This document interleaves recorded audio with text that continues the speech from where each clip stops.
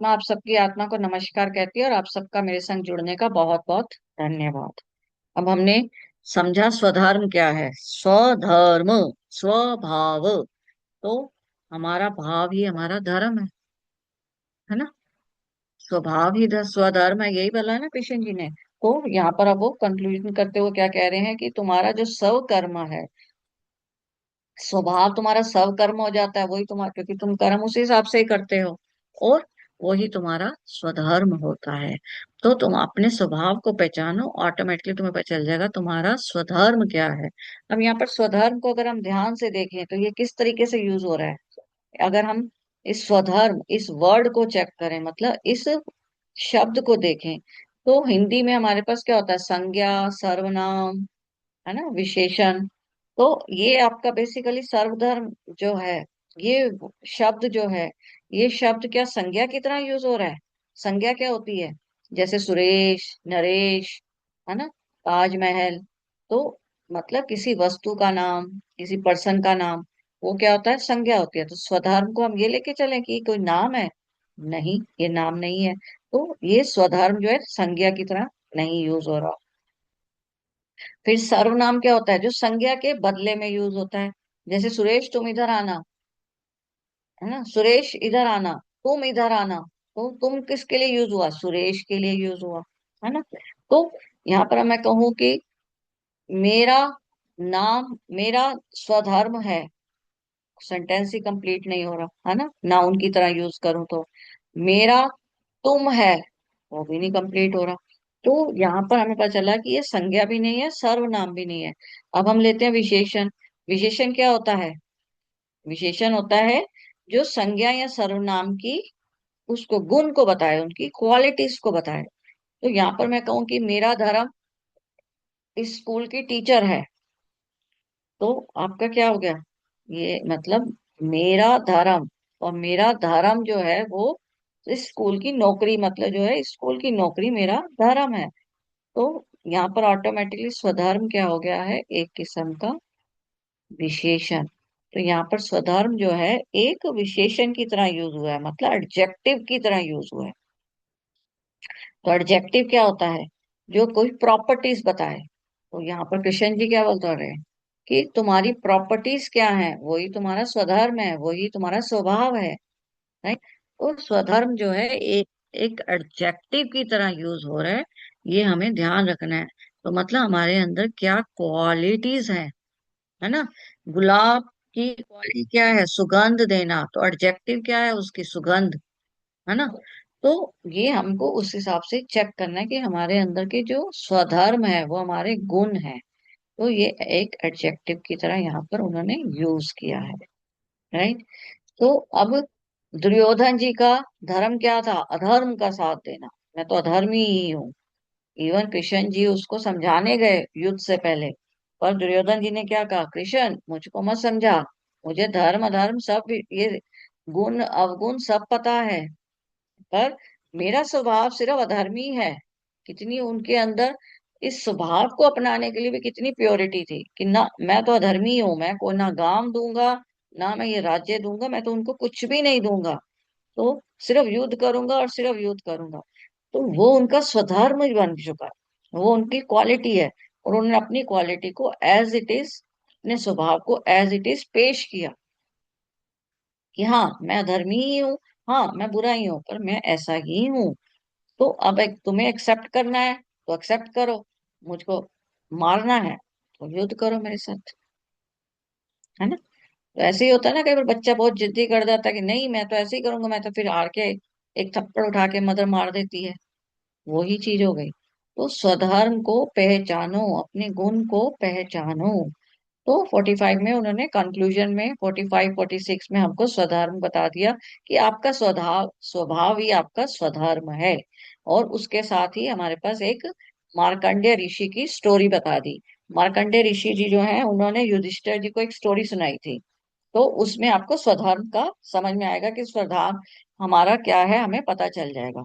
अब क्या होता है कि मार्कंडेय ऋषि जी ने हमको, जो युधिष्ठिर जी को एक स्टोरी सुनाई थी, उसमें क्या था कि एक सन्यासी होता है, वो वन में जाता है, वन में तपस्या करता है। अब जब वो तपस्या कर रहा होता है तो ऑफ कोर्स सिद्धियां प्राप्त हो रही होंगी, नेचुरल एक्टिव कॉन्टिन्यूसली अगर तपस्या कर रहा है। तो वो जब तपस्या कर रहा होता है, तो जिस पेड़ के नीचे वो तपस्या कर रहा था उस पेड़ के ऊपर एक कौवा आता है, और वो क्या करता है, अपना मल जो होता है ना, वो उसके ऊपर गिर जाता है, क्योंकि वो अपना मल त्यागता है। कौवे ऐसे ही करते हैं ना, पेड़ पे बैठे हैं या कहीं बैठे हैं और उन्होंने अपनी पोटी कर दी, तो वो उनके कंधे पे गिर जाता है, सन्यासी के।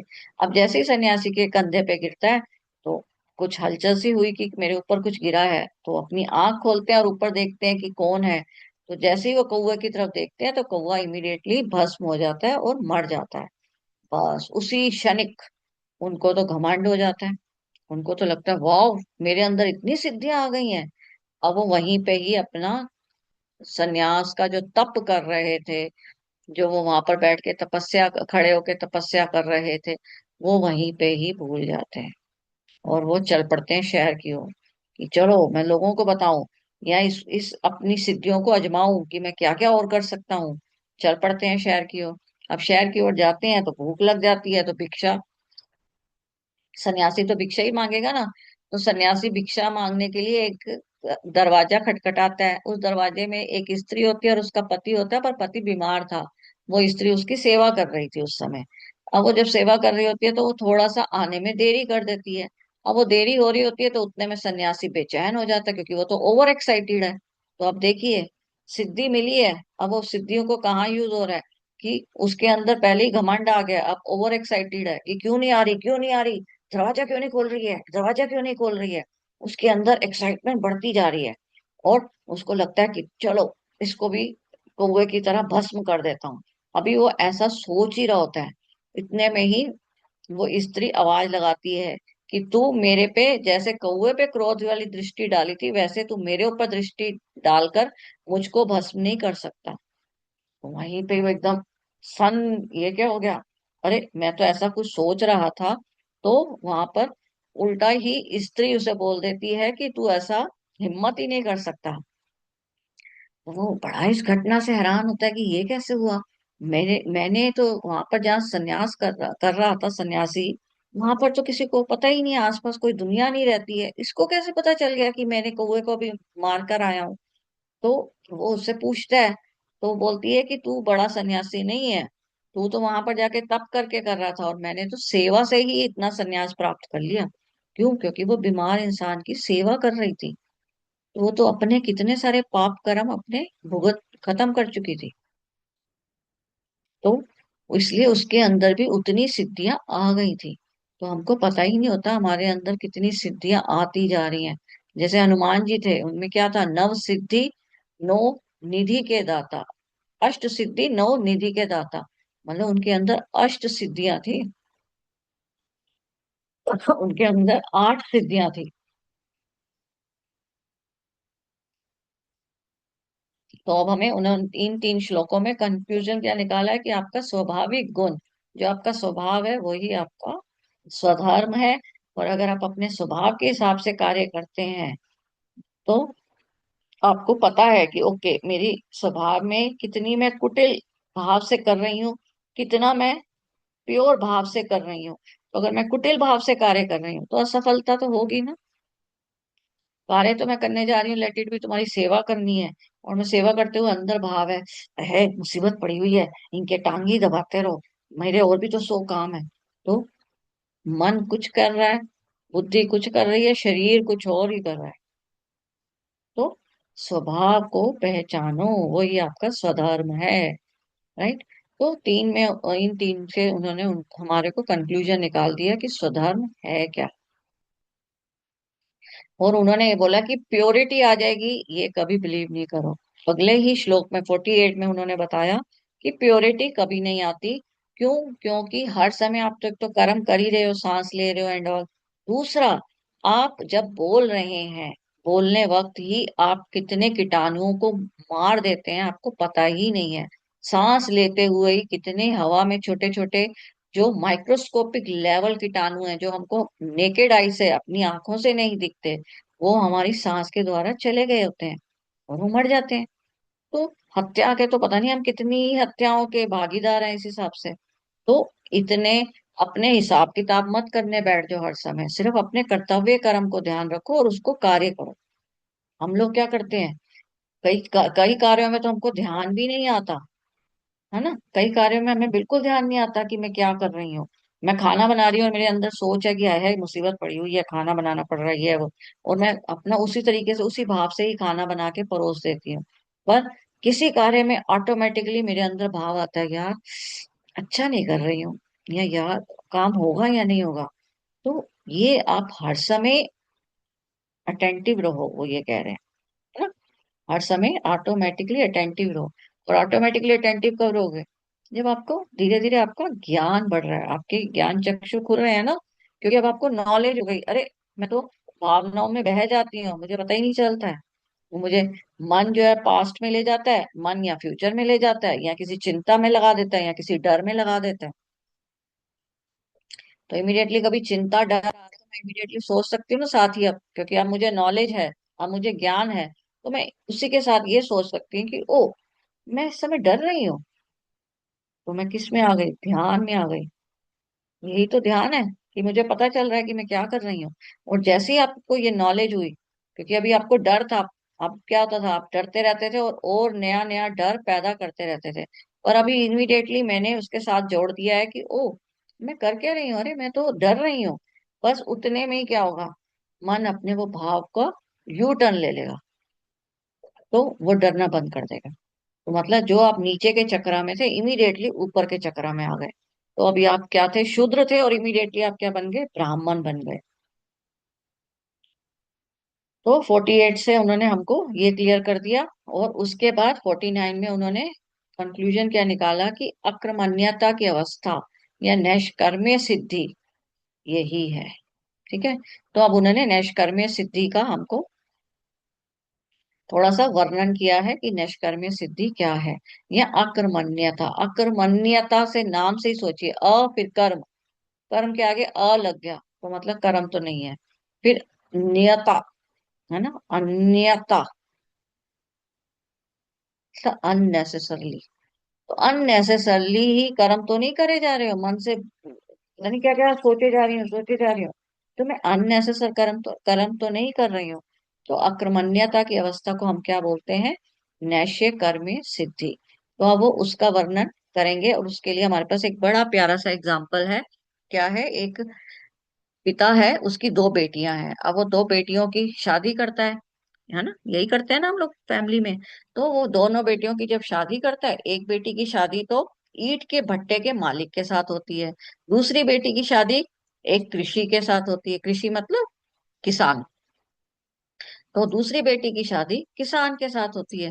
अब वो अपनी दोनों बेटियों से मिलने जाता है, जब वो मिलता है तो ईंट की भट्टे की मालिक की जो बेटी थी, वाइफ, तो उसकी जो पहली बेटी थी, उससे बात करता है, तो उसे बोलता है सुख है ना एंड ऑल, पूछते हैं जैसे और बेटी कैसे हो, तो वो कहती है हाँ सब कुछ अच्छा है, पर मैं चाहती हूँ इस समय हमारी आर्थिक अवस्था और बढ़ जाए, तो मैं चाहती हूँ धूप इतनी निकले कि हम ईंट सुखा सकें उसमें, धूप में। तो फिर वो उसका दूसरी बेटी के घर जाता है। अब दूसरी बेटी क्या थी, किसान की वाइफ थी।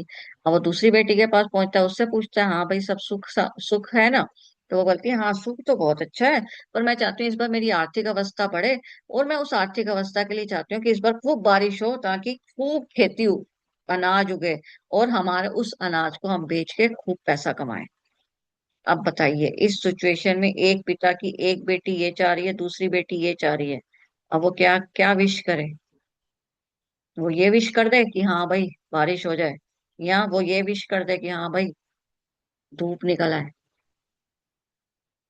तो दोनों की विशेष जायज हैं, अब हमारे इस स्टोरी के हिसाब से।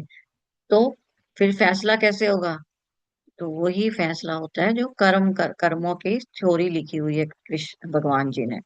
तो भगवान के लिए हम सब जो बच्चे हैं एक बराबर हैं, हम एक बराबर तो हैं। पर अब कर्म हम कैसे फैसला करूं, क्योंकि हमारे साथ क्या होता है, अगर हम 1 करोड़ की जनसंख्या है, इस समय बैठे बैठे पता नहीं 25,000 लोगों ने कोई ना कोई अपनी विश रख दी होगी भगवान के आगे। अब भगवान के पास सोचो 25,000 लिस्ट जो है वो इस 1 मिनट में आई है, दूसरे मिनट में अगली 25,000 लिस्ट आ गई है, मतलब कितनी सारी लिस्ट आ गई है विशेष की।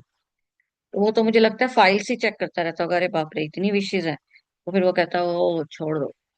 तो उसने क्या कर दिया, एक कर्मा थ्योरी बना दी जो हमको ऑलरेडी कृष्ण जी समझा चुके हैं। ठीक है। तो यहाँ पर निष्कर्मे भाव जो उन्होंने वहां पर बोला है, वो क्या बताया है, यही कि पिता जो है वो शांत रहता है,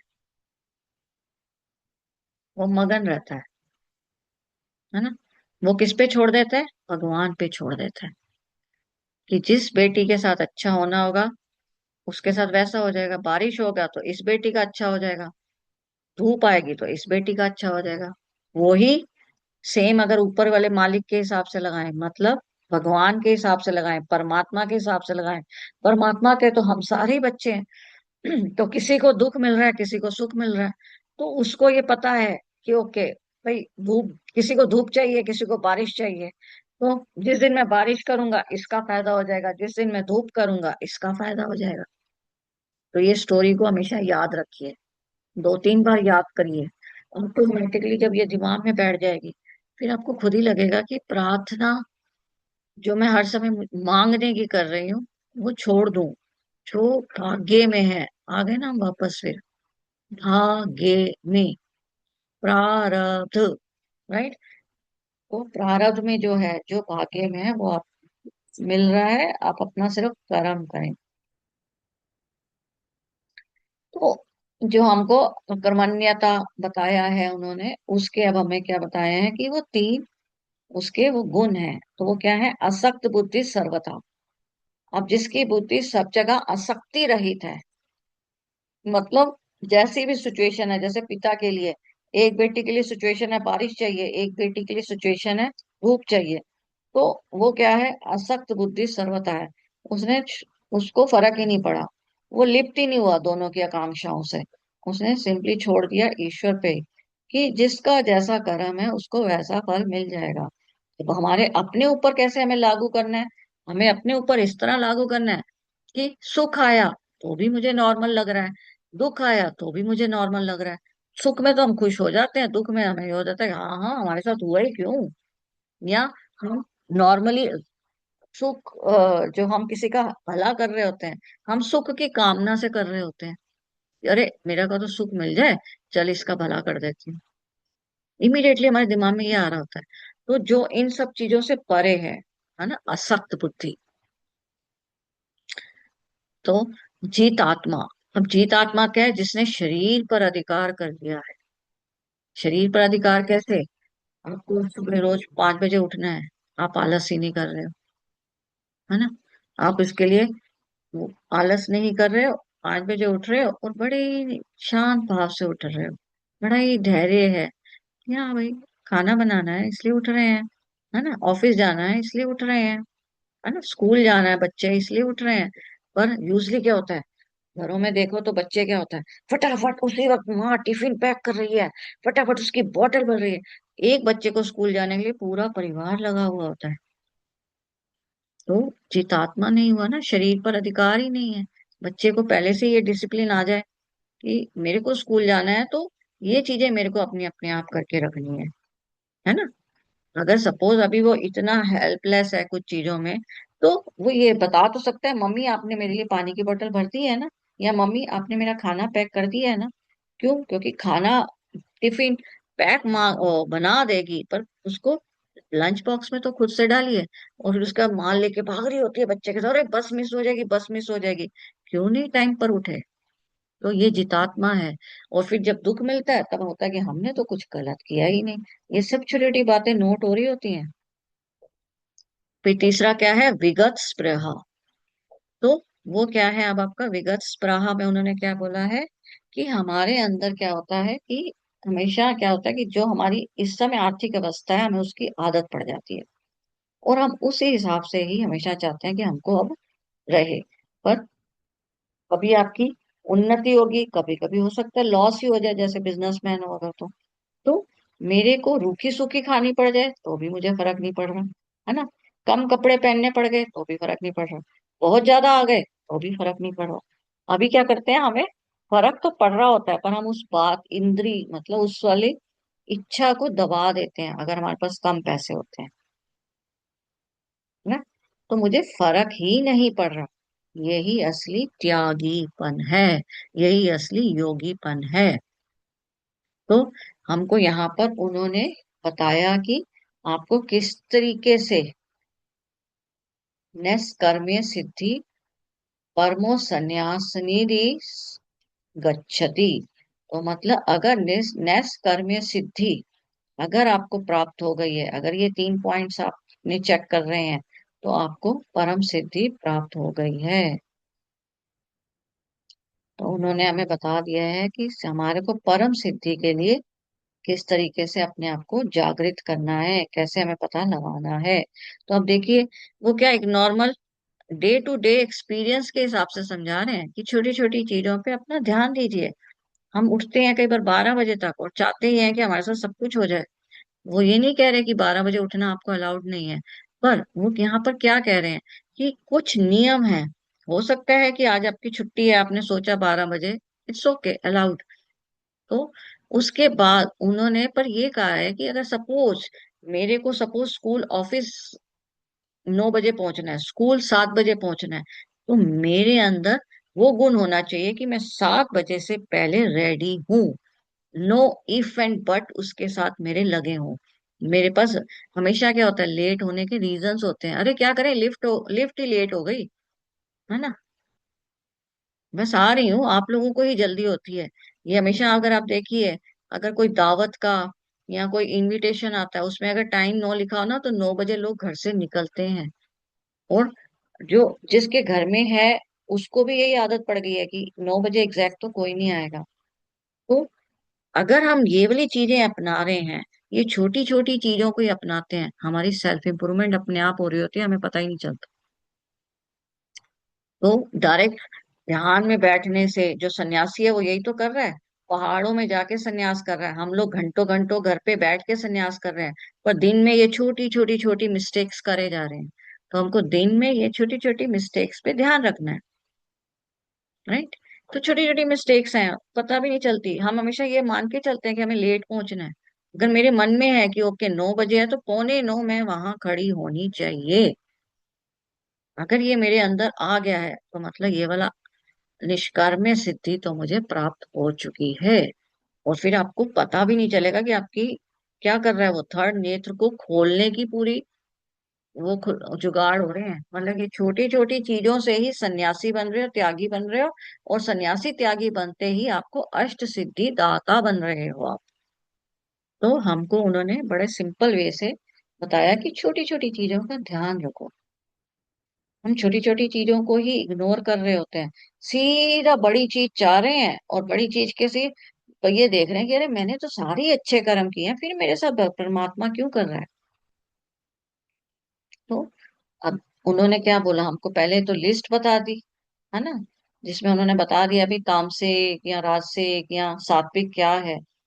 तो आपके पास लिस्ट भी है अब। और अब उन्होंने घर की छोटी छोटी वो बता दी तरीके कि आप कैसे अपनी सेल्फ इम्प्रूवमेंट्स कर सकते हैं। तो मतलब पंक्चुअलिटी लेकर आनी है आपको, है ना। अगर इसको देखो तो क्या है, पंक्चुअल होना चाहिए ना हमको। अगर हमारा सपोज आजकल जैसे घरों में लिफ्टों का सिस्टम है या वो है, तो अगर मुझे पता है कि मैं 12th फ्लोर में हूँ, तो 12th फ्लोर में मुझको उतरने में इतना टाइम लगेगा, फिर जिसके घर जाना है उसके लिए इतना टाइम लगेगा, तो उससे आधा घंटा पहले ही मैं क्यों ना तैयारी करके रखूं। तो ये सेल्फ डिसिप्लिन आ गया, पंक्चुअलिटी आ गया, सेल्फ डिसिप्लिन आ गया, और ये चीजें आ गई। तो आप क्या क्या हो रहा है, आपके चक्रास खुल रहे हैं एक किस्म के। आपको कुछ भी करना नहीं पड़ रहा, बैठे बैठे अपने आप खुल रहे हैं, राइट। तो क्रिया मात्र से ही आपकी प्रकृति जो है आपका साथ देना शुरू कर देती है, राइट। तो यहाँ पर आज हम यहीं पे समाप्त करते हैं। कल हम एक और सिद्धि को समझेंगे कि वो कैसे है। बहुत बहुत धन्यवाद।